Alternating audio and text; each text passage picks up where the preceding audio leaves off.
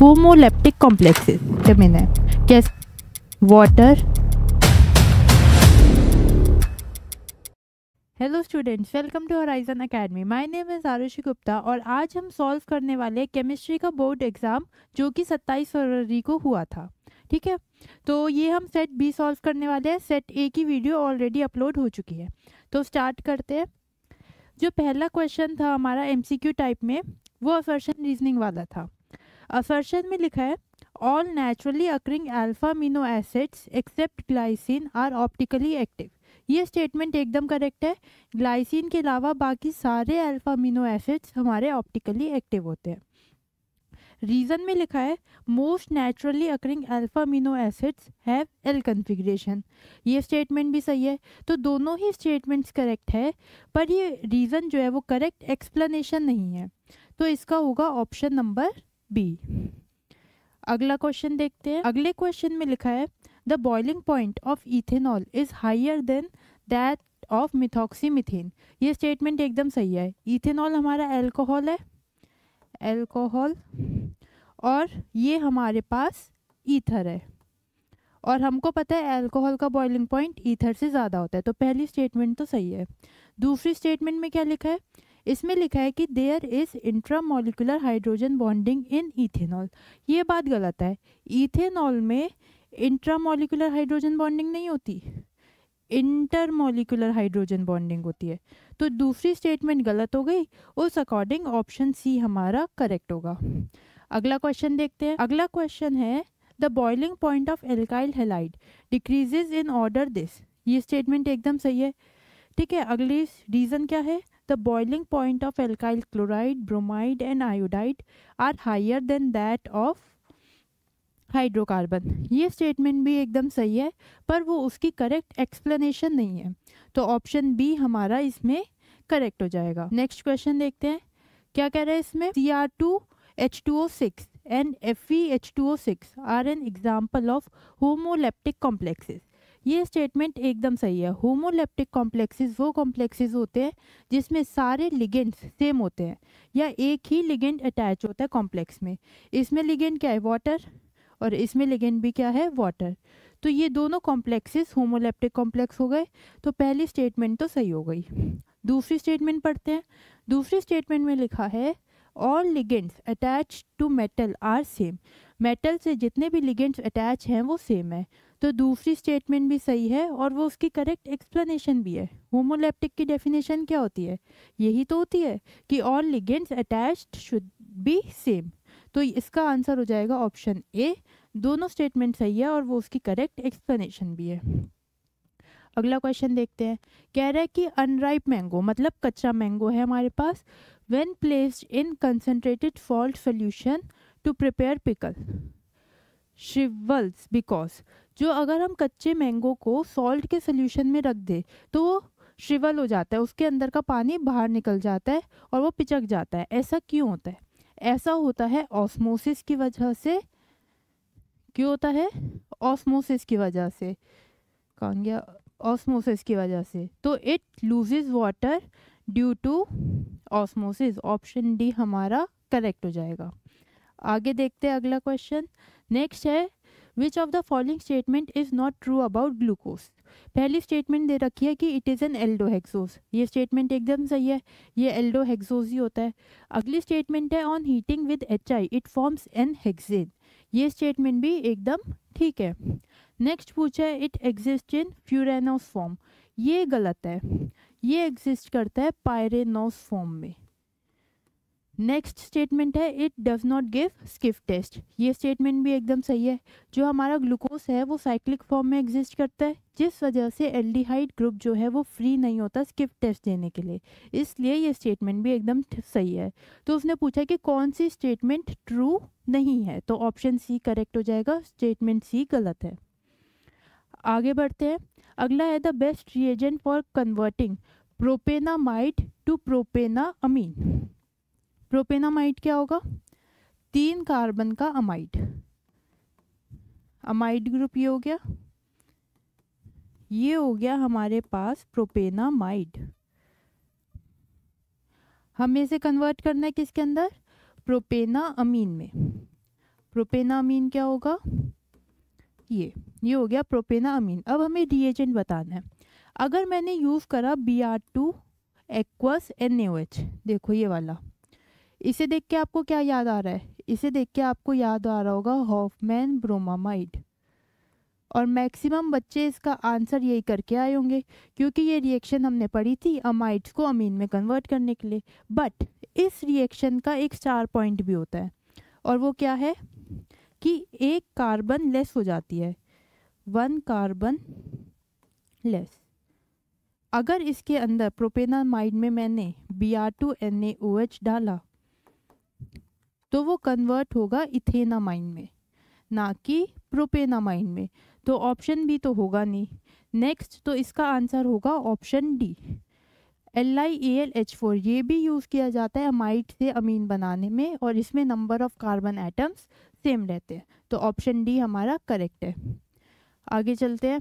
Next है the acid formed when propyl magnesium bromide. Structure बनाते हैं प्रोपाइल मैग्नीशियम ब्रोमाइड का पहले, CH3 CH2 CH2 MgX, ये हो गया प्रोपाइल मैग्नीशियम ब्रोमाइड।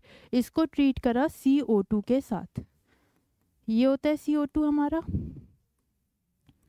ठीक है।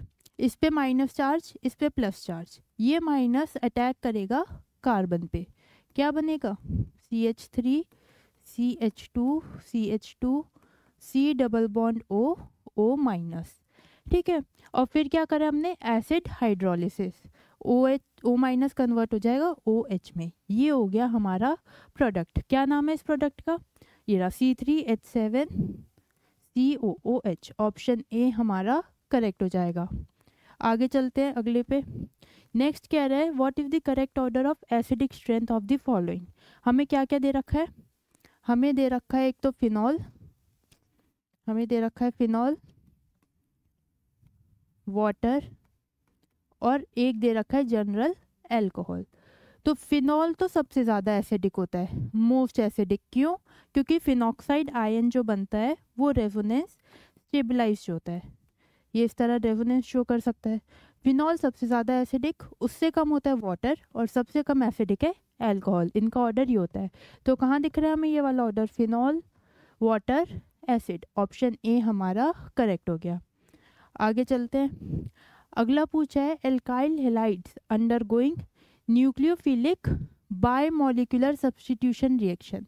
कोई एल्काइल हैलाइड है और वो जा रहा है न्यूक्लियोफिलिक बायमॉलिक्यूलर सब्स्टिट्यूशन रिएक्शन। क्या मतलब हुआ इस बात का, बायमॉलिक्यूलर मतलब SN2। हमारे पास कोई एल्काइल हैलाइड है, RX है, वो शो कर रहा है SN2 रिएक्शन। अब हमें ये पता है SN2 रिएक्शन वो होती है जो एक स्टेप में होती है और इसके अंदर इन्वर्जन होता है। तो इन्वर्जन वाला ऑप्शन कहाँ दिख रहा है, ये रहा ऑप्शन सी। तो ऑप्शन सी हमारा करेक्ट हो जाएगा, इन्वर्जन ऑफ कन्फिग्रेशन। अगला क्या पूछा है, arrange the following in increasing order of boiling point. हमें ये पता है कि बॉइलिंग पॉइंट इन्वर्सली प्रोपोर्शनल होता है ब्रांचिंग के, जितनी ज़्यादा ब्रांचिंग उतना कम बॉइलिंग पॉइंट। अब सबसे ज़्यादा ब्रांचिंग थर्ड के केस में है, तो थर्ड का बॉइलिंग पॉइंट सबसे कम होगा। कहाँ दिख रहा है हमें, या तो यहाँ पर है, यहाँ पे, या यहाँ पर है, ठीक है। ऑप्शन ए और बी तो कट हो गए। फिर उसके बाद एक ब्रांच इसमें और इसमें बिल्कुल भी ब्रांच नहीं है, तो क्या ऑर्डर हो जाएगा 3 1 2, 3 1 2। ऑप्शन सी हमारा करेक्ट हो जाएगा। जितनी ज़्यादा ब्रांचिंग उतना कम बॉइलिंग पॉइंट। आगे देखते हैं, पूछ रहा है the correct IUPAC name of the compound is. ये क्या है, अमीन, और 2 बार है तो डाई अमीन। ये क्लोरीन डाई क्लोराइडो, डाई अमीन डाई क्लोराइडो सब में दिख रहा है। फिर आता है प्लैटिनम का ऑक्सीडेशन नंबर जो कि अलग है। कैलकुलेट करते हैं, प्लैटिनम को x मान लेते हैं, अमीन का 0 होता है, क्लोरीन का -1 होता है, इंटू 2 इक्वल टू +2। सॉल्व करो क्या आएगा, +4। तो प्लैटिनम का ऑक्सीडेशन नंबर है +4 जो कि हमें यहाँ दिख रहा है। तो ये ऑप्शन कट हो गया, ये ऑप्शन कट हो गया। अब देखो क्या डिफरेंस है, यहाँ लिखा है प्लैटिनम, यहाँ लिखा है प्लैटिनेट। प्लैटिनेट हम तब यूज़ करते हैं जब यहाँ पे नेगेटिव चार्ज होता है। अभी यहाँ कैसा है, पॉजिटिव चार्ज, तो हम यूज़ करेंगे प्लैटिनम और ऑप्शन बी हमारा करेक्ट हो जाएगा। अब आगे बढ़ते हैं अगले क्वेश्चन की तरफ। अगला क्वेश्चन है KMnO4 ऑक्सीडाइजेज सल्फाइड 2। ये आपको याद है करना होगा कि सल्फाइड कन्वर्ट हो जाता है सल्फेट में KMnO4 की प्रेजेंस में। अगला क्वेश्चन देखते हैं। कह रहे हैं कि मैग्नेटिक मूवमेंट फाइंड करना है आपको क्रोमियम 3+ का। इस क्वेश्चन में क्रोमियम 3+ का मैग्नेटिक मोमेंट फाइंड करना है। पहले तो इसकी कॉन्फ़िगरेशन बता दो। नॉर्मल क्रोमियम होता है 4s2 3d4। 3+ मतलब 3 इलेक्ट्रॉन्स चले गए, 2 यहाँ से जाएंगे, 1 यहाँ से जाएंगे, क्या हो जाएगी 3d3। बनाते हैं 1 2 3। कितने अनपेयर्ड इलेक्ट्रॉन्स है 3।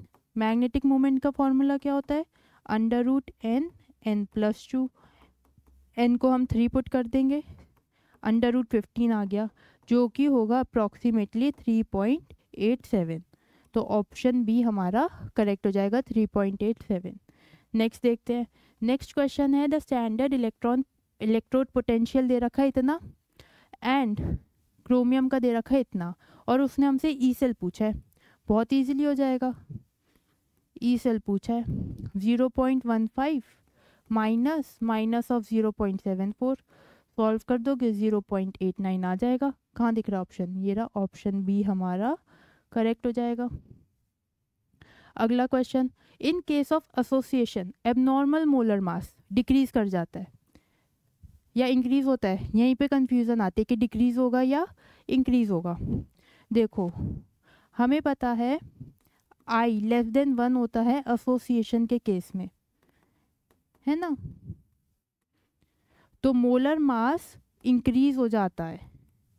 अगर I < 1 होगा तो मोलर मास इंक्रीज हो जाएगा। अगर हम बात करें delta TB I KF M, M होता है number of given mass by molar mass into mass of solvent, ठीक है।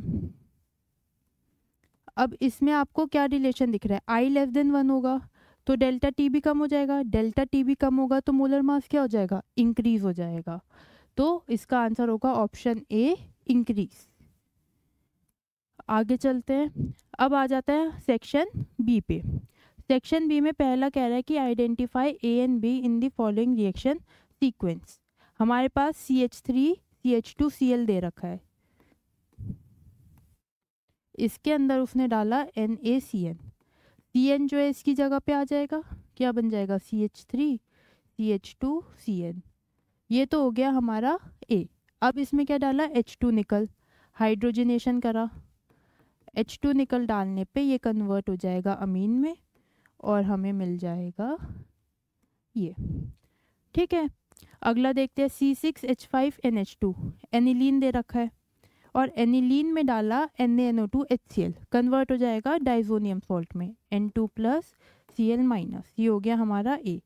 अब इसके अंदर फिर से एनिलीन डाल दिया तो अब जो प्रोडक्ट बनेगा ना उसको बोलते हैं एजोडाई। जो पैरा पोजीशन पे H है और ये Cl, ये दोनों बाहर निकल जाएंगे बॉन्ड बना के, इस N और इसके बीच में बॉन्ड बन जाएगा। तो देखो कुछ इस तरह से हमारा प्रोडक्ट बनता है।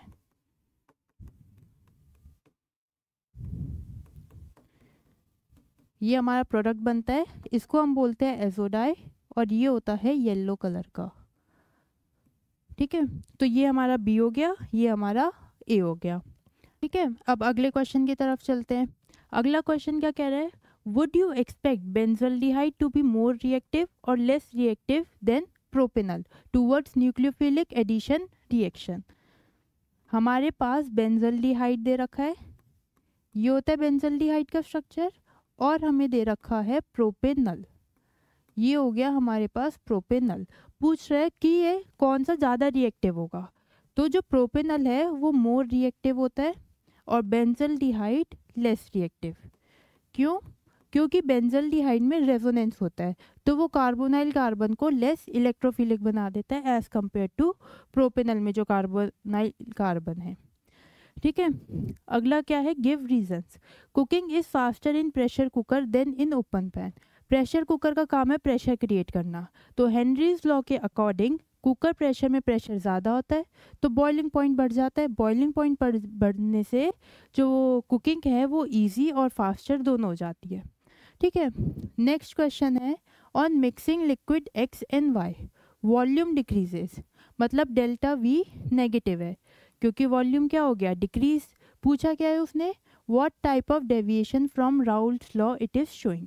हमें पता है जब डेल्टा वी नेगेटिव होती है तो Raoult's law negative deviation show करता है।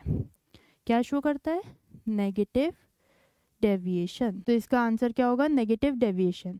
आगे उसने पूछा है व्हाट चेंज इन टेम्परेचर, आपको what change in temperature would you observe. हमें पता है नेगेटिव डेविएशन में डेल्टा एच भी नेगेटिव होता है और डेल्टा एच नेगेटिव का मतलब है एक्सोथर्मिक रिएक्शन, और एक्सोथर्मिक रिएक्शन में क्या होता है, हीट रिलीज होती है तो टेम्परेचर क्या हो जाएगा, इंक्रीज। नेक्स्ट और पार्ट में पूछा है डिफाइन इजियोटोप्स, तो आपको इसकी डेफिनेशन आती होगी। Azeotropes are mixture of compounds which have constant boiling points. क्या होती है, azeotropes is a mixture of two और more liquids with constant boiling point. अब आगे पूछा है what type of azeotropes give negative deviation, तो इसका एग्जांपल है maximum boiling azeotropes, maximum boiling azeotropes. Next question पे चलते हैं। अब हमारा नेक्स्ट क्वेश्चन है give the reason the melting point of alpha amino acids are higher than carboxylic acids by. अब मुझे पहले ये बताओ अल्फा अमीनो एसिड्स होते क्या हैं। अल्फा अमीनो एसिड्स होते हैं अगर सेम कार्बन पे अमीन ग्रुप और कार्बोक्सिलिक एसिड दोनों प्रेजेंट हो तो इसको हम बोलते हैं अल्फा अमीनो एसिड। अब ये जो अल्फा अमीनो एसिड है ना ये एग्जिस्ट करता है ज्विटर आयन फॉर्म में।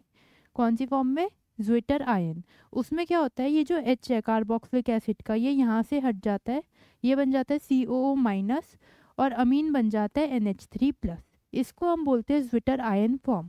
अब alpha amino acid zwitter ion form में एग्जिस्ट करता है जिसकी वजह से इसके अंदर strong electrostatic forces of attraction होती है। क्या होती है, strong electrostatic forces of attraction. इस वजह से अमीनो एसिड्स का जो बॉइलिंग पॉइंट है वो ज़्यादा होता है किससे, कार्बोक्सिलिक एसिड से। नेक्स्ट क्वेश्चन पूछा है amino acid show amphoteric behaviour why. बहुत सिंपल है, एम्फोटेरिक मतलब एसिडिक बिहेवियर भी शो करता है और बेसिक बिहेवियर भी। और ऐसा वो क्यों करता है, क्योंकि उसमें एसिडिक ग्रुप भी होता है कार्बोक्सिलिक एसिड और बेसिक ग्रुप भी होता है जो कि हमारा अमीन है। इस वजह से ये एम्फोटेरिक बिहेवियर शो करता है। अब नेक्स्ट आगे चलते हैं। अब आ गया हमारा सेक्शन सी।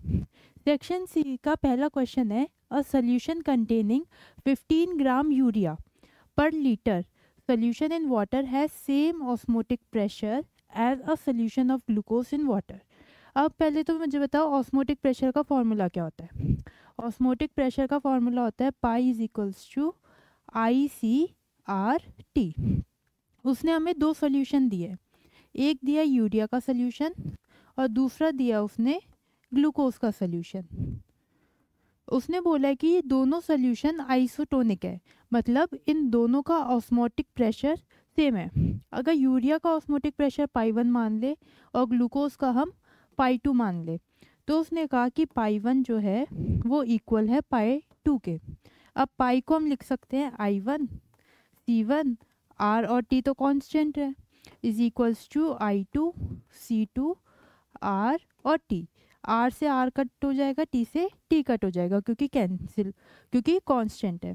तो ये क्या बन गया I1 C1 equal to I2 C2। ये है हमारे पास यूरिया के लिए और ये है हमारा ग्लूकोज के लिए। इतना समझ गए। अब यूरिया के लिए I क्या होता है 1 और ग्लूकोज के लिए भी I होता है 1, तो यहाँ पे 1 पुट कर सकते हैं, यहाँ पे पुट। हमारे पास आ गया C1 is equals to C2, मतलब दोनों सॉल्यूशंस की कंसंट्रेशन सेम है। और कंसंट्रेशन मतलब क्या, मोलैरिटी। तो दोनों सॉल्यूशंस की मोलैरिटी सेम है। अब मोलैरिटी का क्या फॉर्मूला होता है, given mass by molar mass into volume. हम यहाँ तक पहुँच गए कि दोनों सॉल्यूशंस की मोलैरिटी सेम है, मतलब इसका given mass by molar mass into volume equal होगा इसका given mass by molar mass into volume. यहाँ पे हम बात कर रहे हैं ग्लूकोज की और इस साइड हम बात कर रहे हैं यूरिया की। अब यूरिया का मास कितना दे रखा है उन्होंने, 15 ग्राम। 15 ग्राम यूरिया है, मोलर मास है उसका 60 और वॉल्यूम है 1 लीटर। ये WB हमें फाइंड करना है। इसका मोलर मास दिया हुआ है 180 और वॉल्यूम है 1। यहाँ से हम निकाल सकते हैं WB आराम से। कैसे निकालेंगे, 15 इंटू 180 अपॉन 60। सॉल्व कर दो इसे, 16 3 ज़ा 45 ग्राम्स हमारा आंसर हो जाएगा। ठीक है, तो इस तरह से करना था ये क्वेश्चन और फाइनल आंसर आएगा आपका। उसने पूछा था कितना mass of glucose is present in 1 litre of solution, तो हम बोलेंगे 45 gram of glucose is present in 1 litre of solution. अब नेक्स्ट क्वेश्चन पे चलते हैं। Calculate the delta RG and log KC for the reaction. हमें डेल्टा RG और log KC find करना है। हमें पता है डेल्टा RG इक्वल होता है -NF E0 सेल के। ठीक है, और E0 सेल किसके इक्वल होता है, E cathode minus E anode. तो अब हमें ये पता लगाना है कि एनोड कौन सा है और कैथोड कौन सा है। रिएक्शन लिखते हैं, Fe2 प्लस कन्वर्ट हो रहा है किस में, Fe3 प्लस में। यहाँ हमें रिएक्शन से दिख रहा है Fe2 प्लस कन्वर्ट हो रहा है Fe3 प्लस में। कैसे कन्वर्ट हुआ होगा, एक इलेक्ट्रॉन लूज करके, और इलेक्ट्रॉन का लॉस होता है एनोड पर। सेकंड क्या हो रहा है, Ag प्लस कन्वर्ट हो रहा है Ag में। कैसे हुआ होगा, एक इलेक्ट्रॉन गेन करके, और इलेक्ट्रॉन गेन होता है हमारा कैथोड पर। ठीक है, इतना समझ गए, हमें एनोड और कैथोड पता चल गया। कैथोड क्या है हमारा Ag, और Ag के लिए वैल्यू दे रखी है 0.80 माइनस एनोड के लिए 0.77। सॉल्व करेंगे आ जाएगा 0.03 वोल्ट। हमें E0 सेल पता चल गया। अब डेल्टा RG आ जाएगा आराम से। ये होता है माइनस N कितना है, एक इलेक्ट्रॉन यूज हो रहा है, N हो गया 1, F की वैल्यू है 96500 इंटू क्या E0 0.03 वोल्ट्स। इसे सॉल्व कर दोगे आपका आंसर आ जाएगा। अब नेक्स्ट उसने पूछा है लॉग KC निकालना है। तो हमें ये पता है कि डेल्टा RG इक्वल होता है -2.303 RT लॉग KC के। ठीक है, R की वैल्यू क्या होगी 8.314, और क्योंकि टेम्परेचर मेंशन नहीं करा, हम स्टैंडर्ड टेम्परेचर लेंगे कितना 298 kelvin into log of KC into log KC, और यहाँ पे आ जाएगा डेल्टा RG। डेल्टा RG आप वहाँ से निकालोगे, यहाँ पुट करके सॉल्व कर दोगे, आपकी लॉग KC की वैल्यू आ जाएगी। ठीक है, अब नेक्स्ट क्वेश्चन पे चलते हैं। नेक्स्ट क्वेश्चन कह रहा है arrange the following in decreasing order of PKB। हमें पता है PKB इन्वर्सली प्रोपोर्शनल होता है बेसिसिटी के, तो हमें बेसिकली बेसिसिटी का ऑर्डर बताना है, तो हम PKB का ऑर्डर भी बता देंगे। क्या क्या दिया इसने, एनिलीन, ये होता है एनिलीन, यहाँ नाइट्रोजन पे लोन पेयर्स है। दूसरा दिया है इसने पैरा नाइट्रो एनिलीन, और थर्ड है हमारे पास पैरा मिथाइल एनिलीन।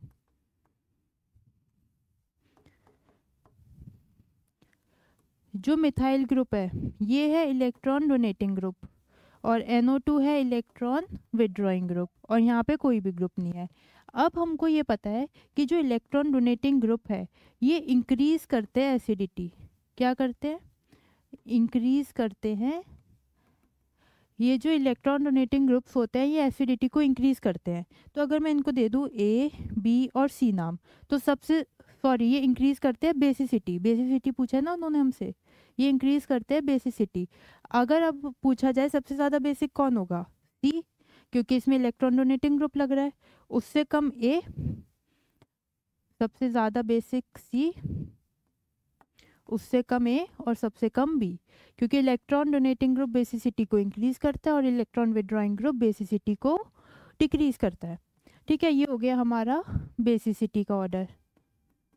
उसने हमसे क्या पूछा है, PKB का ऑर्डर, वो हमें पता है इन्वर्सली प्रोपोर्शनल होता है, तो B, A, C ये हमारा आंसर हो जाएगा। उसने डिक्रीजिंग ऑर्डर पूछा है, इस तरह कर देंगे हम। ठीक है, अब नेक्स्ट है account for the following. Diazonium salts of aromatic amines are more stable than aliphatic amines. ऐसा होता है रेजोनेंस की वजह से। देखो डाइजोनियम सॉल्ट होती है N डबल बॉन्ड N, और यहाँ पर ये तो हो गई हमारी एरोमेटिक डाइजोनियम सॉल्ट, इस पे प्लस आता है और यहाँ पे Cl। और कोई एलिफेटिक डाइजोनियम सॉल्ट में सपोज करो CH3 लगा दिया। अब इसके अंदर रेजोनेंस हो सकती है जबकि इसमें रेजोनेंस नहीं होती, और रेजोनेंस की वजह से एरोमेटिक वाली ज़्यादा स्टेबल होती है। नेक्स्ट पूछा है methyl amine in water reacts with FeCl3 to precipitate hydrated ferric oxide. Methyl amine क्या होता है? CH3NH2, और ये एक बेस है। इसमें जब हम वाटर डालते हैं ना तो ये जो है OH माइनस निकालता है, क्योंकि बेस है, बेस का काम है OH माइनस निकालना, और ये खुद कन्वर्ट हो जाता है CH3NH2 पॉजिटिव में। ठीक है, अब ये जो बेस है ये FeCl3 के साथ रिएक्ट करके फेरिक ऑक्साइड बनाता है Fe2O3। समझ गए? तो इस वजह से ये होता है। अब नेक्स्ट आगे चलते हैं। ये क्वेश्चन बच्चों सेट ए में भी था, फिर से कर लेते हैं, कोई बात नहीं है। इसमें है कि Br2 और हीट, इस केस में इस पोजीशन पे ब्रोमीन आके अटैच हो जाएगा। अगले क्वेश्चन में क्या होगा? डबल बॉन्ड का सिंगल बॉन्ड कर देंगे, यहाँ Br और यहाँ H लगा देंगे according to Markovnikov rule. Next में HCl के साथ हीट कराए, इस OH को रिप्लेस करके यहाँ Cl लगा देंगे। ये OH क्यों नहीं लगाया? क्योंकि यहाँ पे रेजोनेंस की वजह से पार्शियल डबल बॉन्ड करेक्टर है, तो वो जल्दी से ब्रेक नहीं होगा बॉन्ड। नेक्स्ट है कन्वर्ट करना है क्लोरोबेंजीन टू बाइफिनाइल। ये हम कर सकते हैं वुर्ज रिएक्शन की मदद से।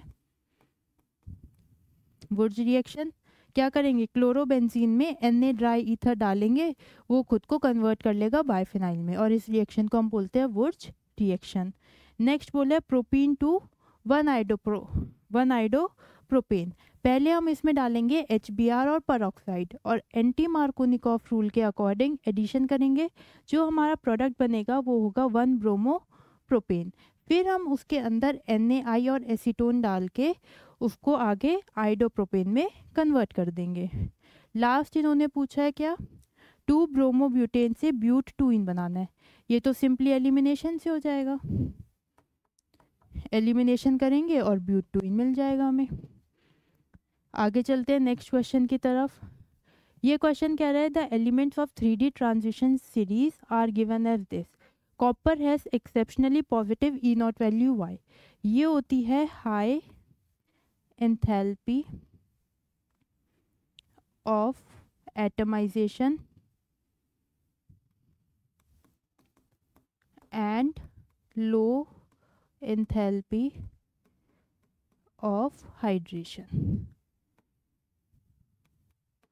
इस वजह से इसकी एक्सेप्शनली हाई वैल्यू होती है। नेक्स्ट पूछा है which element is a strong reducing agent. इन सब में सबसे ज़्यादा स्ट्रॉन्ग रिड्यूसिंग एजेंट है क्रोमियम 2+। और क्यों है वो स्ट्रॉन्ग रिड्यूसिंग एजेंट? क्योंकि वो खुद को ऑक्सीडाइज कर लेता है क्रोमियम 3+ में, जो ज़्यादा स्टेबल है। और Zn2+ सॉल्ट्स आर कलरलेस। ऐसा इसलिए होता है क्योंकि Zn2+ मतलब D10 कन्फिग्रेशन, तो सारे शेल्स फुली फिल्ड है, और फुली फिल्ड होने की वजह से उसके अंदर ट्रांजिशन नहीं होती है, तो वो कलरलेस रहते हैं। आगे चलते हैं। नेक्स्ट पूछा certain reaction is 50% complete in 20 minutes and 300 kelvin and 50% complete in 5 minute at 350 kelvin. Calculate the energy of activation. ये क्वेश्चन बच्चों सेट ए में भी पूछा गया था, और ये मैंने वहाँ भी सॉल्व करा था, तो आप जाके सेट ए की वीडियो देख सकते हैं और उसमें इसका आपको सोल्यूशन मिल जाएगा। नेक्स्ट आता है right the reaction when D glucose react with the following. D glucose पहले तो देखो क्या होता है, CHO CH2OH 4 बार और CH2OH। ये है हमारा डी ग्लूकोज का स्ट्रक्चर। जब इसमें मैंने डाला NH2OH, इसका नाम होता है हाइड्रोक्सिल अमीन, तो ये कन्वर्ट हो जाता है इस तरह से। CHO ग्रुप का हम ऑक्साइम बना देते हैं, और बाकी सब कुछ सेम एज इट इज़ रहता है। ये तो पहली रिएक्शन हो गई। दूसरी में क्या पूछा है, एसिटिक एनहाइड्राइड के साथ रिएक्ट करवाना है। एसिटिक एनहाइड्राइड होता है CH3CO होल ट्वाइस O। इस केस में देखो क्या होगा, इसमें aldehyde group as it is रहता है और एल्कोहल के साथ रिएक्शन होती है। और कैसे होती है रिएक्शन, इस तरह से।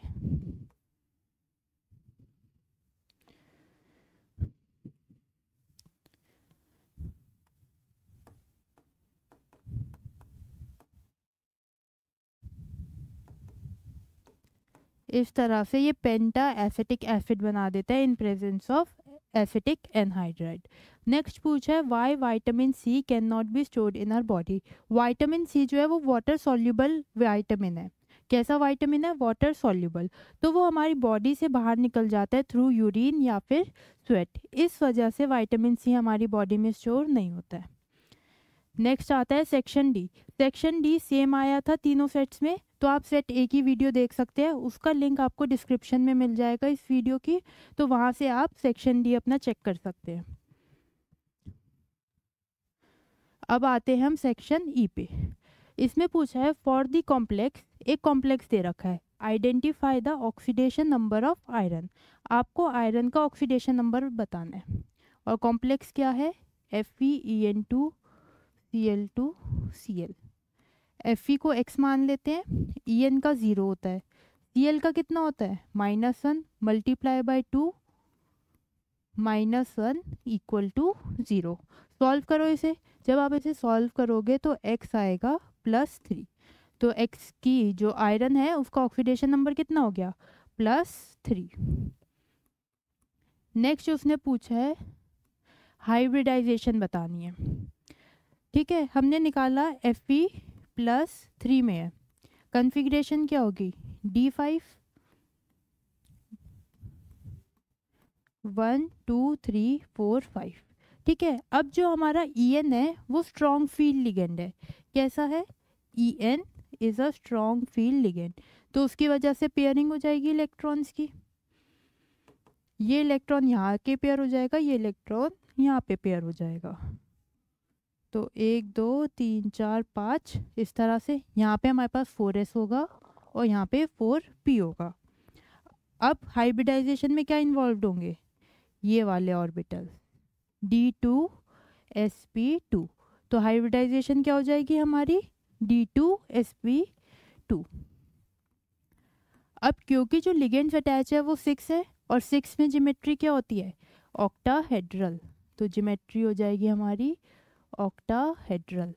नेक्स्ट पूछा है the magnetic behaviour. Magnetic behaviour पूछा है, क्या आपको इसमें अनपेयर्ड इलेक्ट्रॉन्स दिख रहे हैं, इसमें देखो ये रहा एक अनपेयर्ड इलेक्ट्रॉन हैगा, ये रहा है ना, तो इसका मतलब कैसा बिहेवियर शो करेगा, ये पैरामैग्नेटिक। अगर अनपेयर्ड इलेक्ट्रॉन प्रेजेंट होता है तो पैरामैग्नेटिक बिहेवियर शो करता है। नेक्स्ट पूछा है whether there is an optical isomer for this complex, if yes then draw. देखो FeEN2Cl2 इसका एक ऑप्टिकल आइसोमर होते हैं। En हमें पता है बाइडेंटेड लिगेंड है, इस तरह से En को लगा दिया, ये Cl ये Cl, ये इसकी सिस फॉर्म है। अब जब इसकी मिरर इमेज बनाई तो वो कुछ इस तरह से बनेगी। तो ये कंपाउंड ऑप्टिकली एक्टिव हो गया। अगर हम इसका ट्रांसफॉर्म लें तो वो ऑप्टिकली इनएक्टिव होता है और सिस फॉर्म इसकी ऑप्टिकली एक्टिव होती है। आगे पूछा है right the name of the complex, इसका नाम लिखना है FeEN2Cl2 बाहर है Cl। हमें क्लोरीन दिख रहे हैं, कितने क्लोरीन है 2, तो क्या हो जाएगा डाई क्लोराइडो। उसके बाद En दिख रहे हैं 2, तो उसके लिए लिखेंगे बिस और फिर ब्रैकेट में लिखेंगे इथाइलिन डाइअमीन या फिर इथेन 1,2 डाइअमाइन, दोनों में से आप कुछ भी लिख सकते हो, दोनों ठीक है। और फिर नेक्स्ट आप लिखोगे आयरन, ब्रैकेट में आयरन का ऑक्सीडेशन नंबर और फिर क्लोराइड। और कितना निकाला था अभी हमने आयरन का ऑक्सीडेशन नंबर 3, इसी के पार्ट ए में निकाला था। तो ये हो गया इसका IUPAC नेम। नेक्स्ट चलते हैं।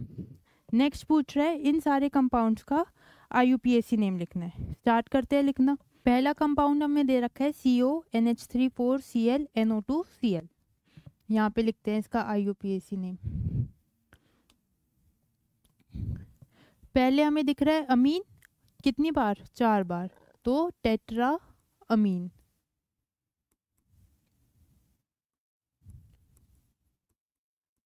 उसके बाद क्लोराइडो, NO2 ग्रुप के लिए क्या यूज करते हैं? नाइट्राइटो।